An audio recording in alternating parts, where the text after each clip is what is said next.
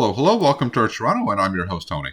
Welcome on board. Today we're going to take a quick trip across the Lake Ontario Strait on the Toronto Ferry from downtown to the islands. During this trip, we're going to talk about Toronto's ferry plans. So this has been in the news here and there, but Toronto has made commitments for new island ferries. The first fully electric ferry, one of two commissioned by the City of Toronto to service Toronto Islands, could reach Ontario shores within 2 years. The city has awarded Damon, a Dutch company, a $90 million contract to build the two ships, the first to be delivered in late 2026, followed by a second ferry in early 2027. The ships will replace two of the city's aging fleet, the members of which are between 61 and 114 years old. These ships really lasted a long time and are a testament to how well they have been built and maintained over the years. After a crash into the dock in 2022, the Transportation Safety Board found that one city ferry was operating with safety deficiencies. The new ferries will go into service 4 weeks after delivery to the ferry terminal, but that timeline assumes that everything will go well. Kingston's hybrid diesel-electric ferry, which runs between the city and Wolfe Island, was delivered in 2021 from Damon, but only went into service a few weeks ago. Not sure what the story there is about why that was the case, but let's take a look here. So Ted Sue, the MPP for Kingston and the Islands, said there were problems finding enough qualified staff to man the new ferry, which is 50% larger than the one it replaced. Installation of charging and automated docking infrastructure is still ongoing. The Provincial Ministry of Transportation owns and operates the ferry. Well, it's not like this thing just showed up out of nowhere. Did they not do any planning for the arriving and commissioning of their new ferry? So anyways, the delays have resulted in a reduced schedule, with the ferry leaving either side every 80 minutes instead of every 60, which has many Wolfe Island residents upset, Sue said. Well, these people need to come and visit Toronto, I think, but I guess these are smaller city and island resident problems. I can understand that waiting for a ferry to arrive is annoying when you want to get somewhere, but 80 minutes instead of 60 minutes between trips, I don't think that's such a big deal. At least they don't get stuck in traffic for hours a week. Anyways, so Toronto's new ferries are also bigger, a factor that will require work at the Jack Layton Ferry Terminal, at the foot of Bay Street, to install charging and electrical infrastructure as well as dock anchoring modifications to the ferry berths to stabilize the new ferries while charging, according to an email that was sent to the city, that is. The docks on Toronto Islands won't need to be modified to enable operation of the ferries. Well, then at least we won't run into the same problems that they had in Kingston. So the work is supposed to be completed by the third quarter of 2026, according to a city executive committee meeting this month, in advance of the delivery of the first ferry in November of that year.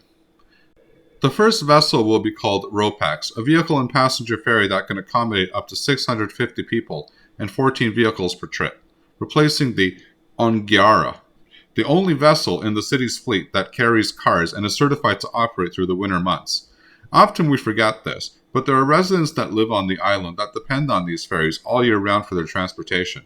There are no grocery stores or anything like that on the islands, just a small school and emergency services. By the way, I hear that there is a wait list that you can join if you want to live there.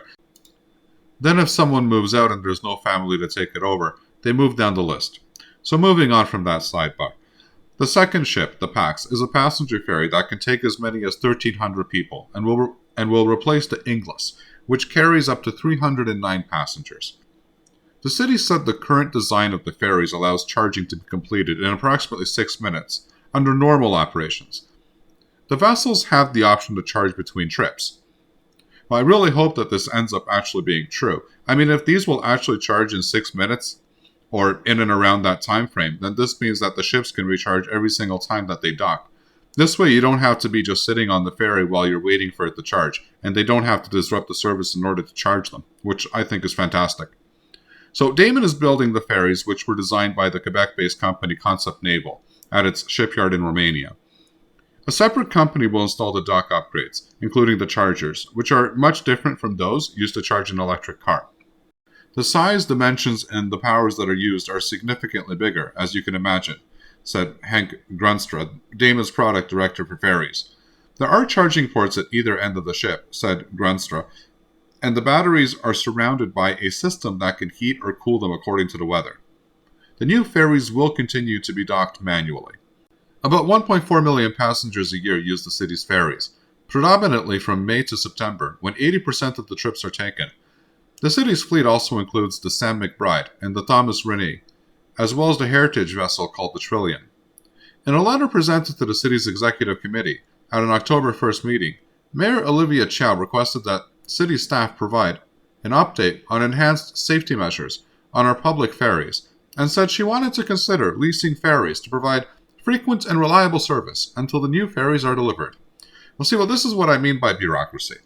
All the mayor should do is go down to where the maintenance of these ships takes place, talk to the head mechanic, and just ask what condition the ferries are in.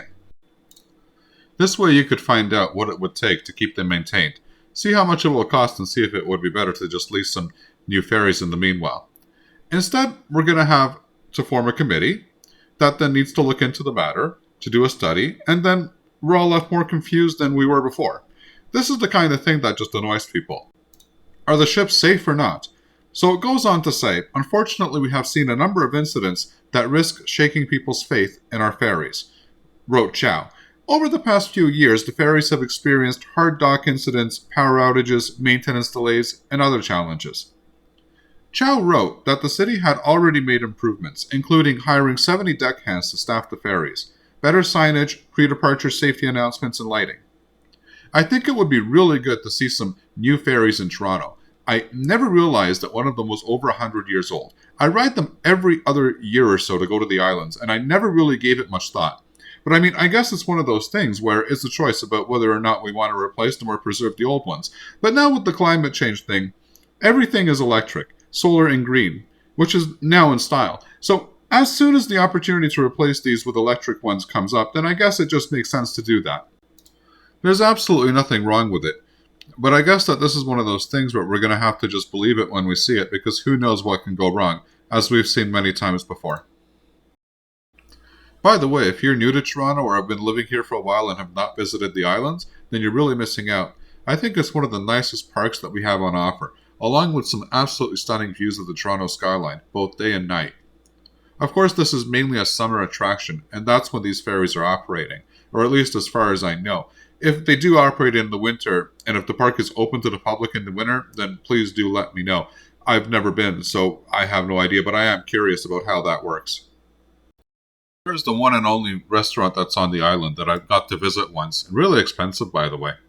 And then there's all the weeping willow trees, an absolute staple here in the summertime in Toronto. I think it would be nice to see some more modern transportation in the city, and I think that it would look really good if we had new modern electric ferries. So we're now approaching the islands. Thanks for having joined me for the ride, and let me know your thoughts about getting these new ferries. I'd be really curious to know. I hope that you liked the video. If so, please give it a like. If you're not subscribed and want to be notified of new videos that are released, please click on the Art Toronto button here. This is the video that I would recommend for you to watch next, and I'm sure that you're going to love it. Here's the playlist for all of the latest in transit news and views that you're going to find very informative and interesting. And finally, here is the latest video. Thanks for watching, and happy transiting.